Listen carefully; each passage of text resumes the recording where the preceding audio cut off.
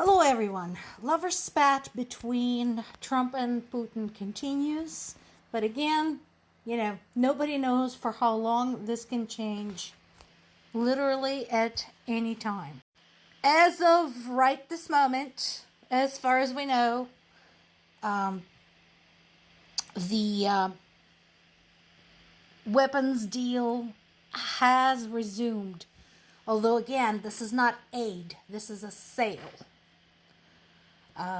The U.S. plans to sell a bunch of weapons to other NATO partners, some of which they will pass on to Ukraine.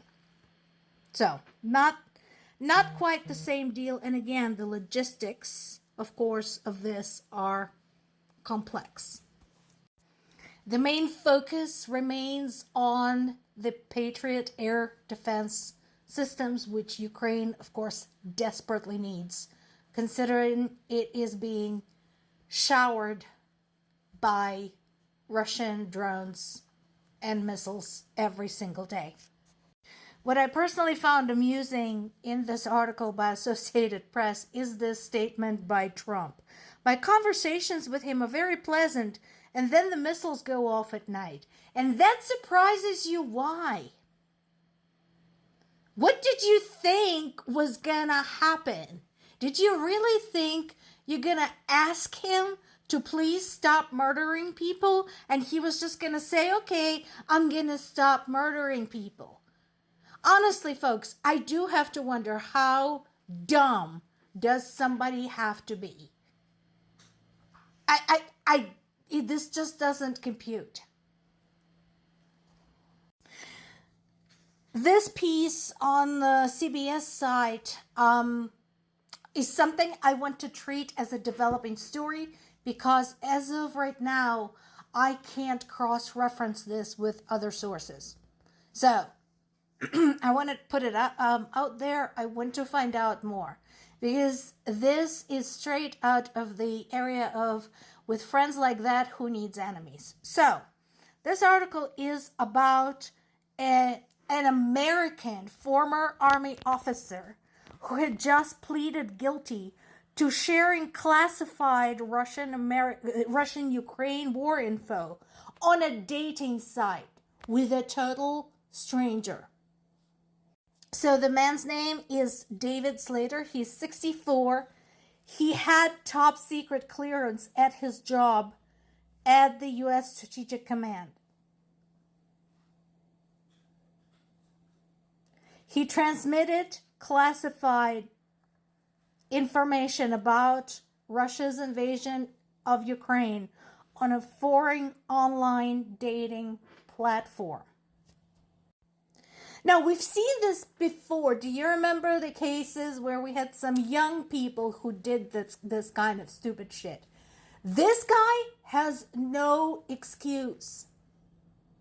This is not some young kid who just wanted to show off. This man is in his 60s. He was an experienced officer. And yet, he willingly shared national defense information with an unknown online personality, despite having had years of military and military intelligence experience. As of right now, he's free pending his sentencing. Why is that? Why is that?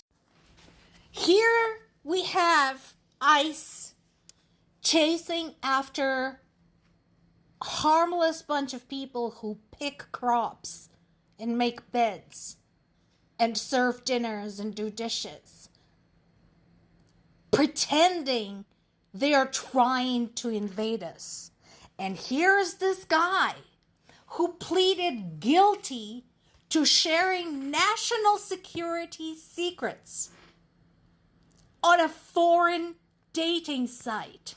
And he is still free pending his sentencing? Explain to me again how this works again. Because the whole line about, there's the same law for everybody is just not computing for me right now. Meanwhile, in Ukraine, this is how we deal with foreign agents. Come in with a sword, you die by the sword.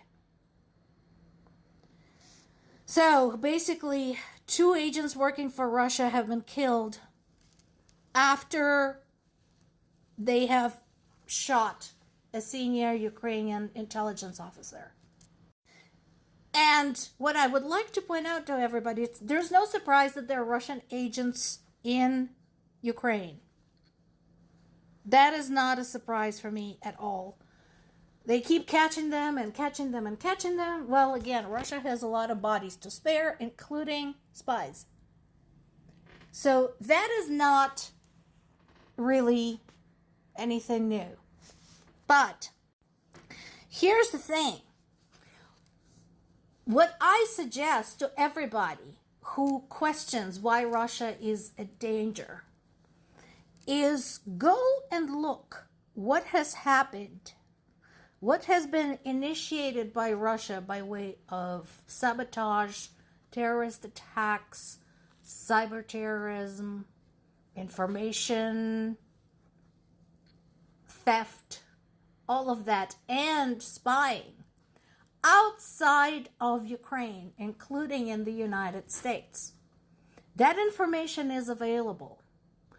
I want you to go and look it up. And all you have to do, if you want an objective search, go and just type in as your search criteria, Russian spying operation in, and then enter the name of a country. That's it.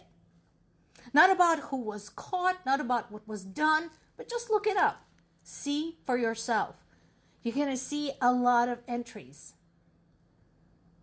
So, yeah, you don't give a shit about Ukraine.